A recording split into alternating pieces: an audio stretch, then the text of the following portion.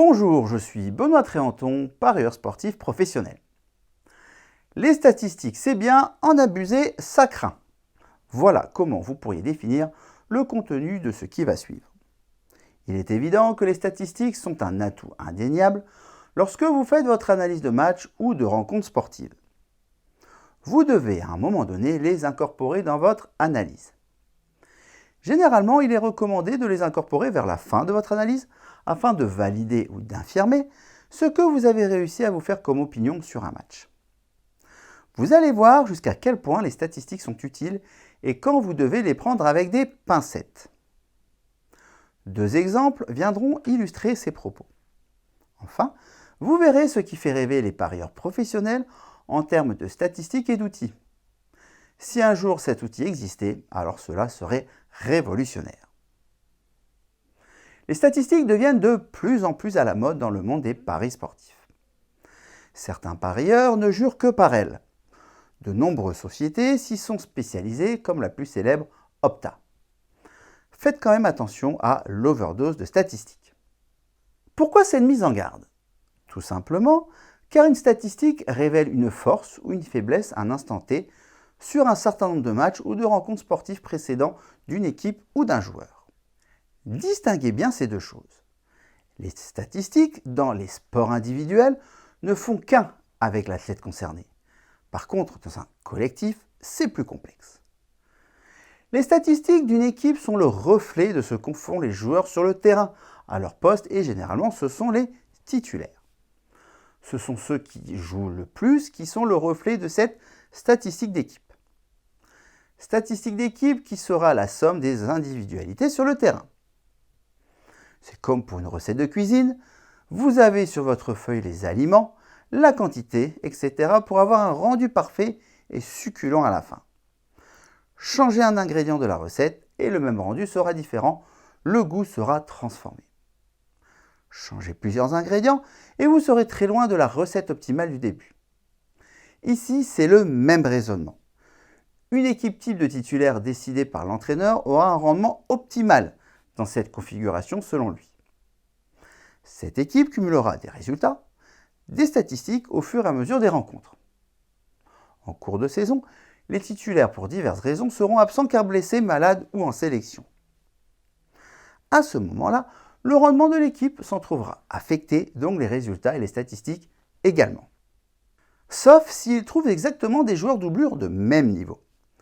Ce qui est rare car la plupart des clubs ne peuvent se permettre d'avoir des doublures aussi fortes que les titulaires, question de budget.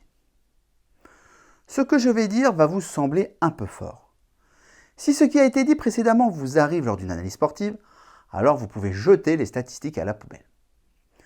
L'importance de certains joueurs dans une équipe et l'importance du collectif peuvent avoir un impact énorme sur les équipes s'ils sont absents. D'ailleurs, voici deux exemples très parlants. Le football est le sport le plus parié. Alors, les deux exemples qui vont suivre concerneront ce sport et plus précisément le championnat de France de Ligue 1. Prenez un premier exemple avec l'équipe de Marseille et son joueur phare. Pour tous les amoureux de football, Marseille est un des plus grands clubs français. Vous pouvez aimer ou non, la question est ailleurs. La société Opta, citée précédemment, a diffusé la statistique suivante. Au moment où cette publication a été publiée, il était impliqué dans 10 buts de son équipe, toutes compétitions confondues. 7 buts et 3 passes décisives, c'est le double de tout autre joueur de Marseille. Aussi, le site de Squawka Football relate que depuis la saison 2017-2018, c'est lui qui a délivré le plus de passes clés en Europe devant des joueurs comme Messi, le prodige argentin, encore lui, et Kevin De Bruyne, le meneur international belge. Vous comprenez bien l'importance d'un tel joueur dans l'effectif de l'Olympique de Marseille. Donc, quand vous analysez un match de l'OM, si vous aviez l'info que Payet est absent, vous saviez que l'OM allait être en dessous de son rendement habituel. Vous auriez pu jouer sur son adversaire en draw no bet, double chance ou handicap positif. Vous avez ensuite le second exemple avec le FC Metz. Club qui a eu ses gloires avec des joueurs tels que Robert Pires, Metz est connu pour avoir une qualité non négligeable de joueurs africains dans son effectif. Ceci est dû à des partenariats et des académies de football qu'ils ont développées au Sénégal, entre autres. Leur problème est que tous les 2 ans, lors de la CAN, la Coupe d'Afrique des Nations, ils se retrouvent avec un effectif amoindri en début d'année, moment où la CAN se joue. Un parieur averti sait tirer parti de cette situation, car il sait que Metz aura forcément un rendement moindre à ce moment-là. Prenez le match entre Metz et Strasbourg lors de la CAN 2022 au Cameroun. Voici la liste des joueurs absents des 2 équipes. Oui, Strasbourg a également 2 absents pour cause de CAN, cependant rien à voir avec les 7 joueurs de Metz absents pour les mêmes raisons. Le résultat du match a été sans appel, 0-2. Et niveau statistique, cela se passe de commentaires. Au niveau possession de balle, 40% pour Metz contre 60% pour Strasbourg. Idem, domination Strasbourg dans les tirs au but avec 19 tirs au but contre 7 pour Metz, qui a cadré un seul tir alors que Strasbourg en a cadré 7.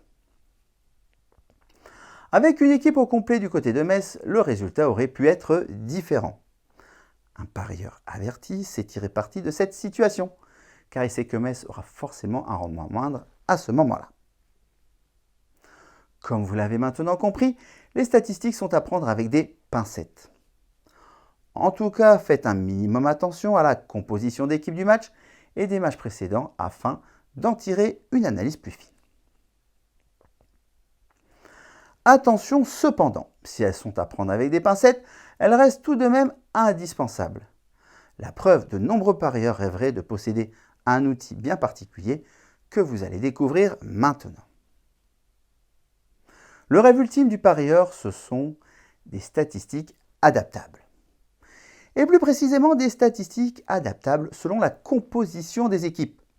C'est-à-dire avoir les statistiques réelles que l'équipe sur le terrain est capable d'avoir. Que la somme des individualités sur le terrain soit retranscrite en statistiques. Vous imaginez la puissance de l'outil? En gros, grâce à cela, le logiciel pourrait reproduire le match en amont du match réel et vous sortir un résultat, un peu comme le jeu de vidéo Football Manager pour ceux qui connaissent. Et aujourd'hui, qu'est-ce qui se rapproche le plus de cet outil fabuleux? Les algorithmes. Justement, je vous invite à aller voir la vidéo sur les algorithmes disponible sur la chaîne, je vous mets le lien en description. Vous voulez vous aussi parier avec des stratégies efficaces? Au CEREPS, nous souhaitons vous accompagner pour vous permettre d'atteindre cet objectif. Soyons clairs par contre, nous n'avons pas de baguette magique, pas question ici de vous promettre que vous deviendrez millionnaire du jour au lendemain. Par contre, si vous suivez nos conseils, vous maîtriserez rapidement les stratégies d'experts que les joueurs pros utilisent pour leurs paris. Vous décuplerez ainsi vos chances de transformer les paris sportifs en un investissement rentable sur le long terme pour vivre plus serein financièrement. Cliquez sur le lien dans la description de cette vidéo pour découvrir comment nous pourrions vous accompagner.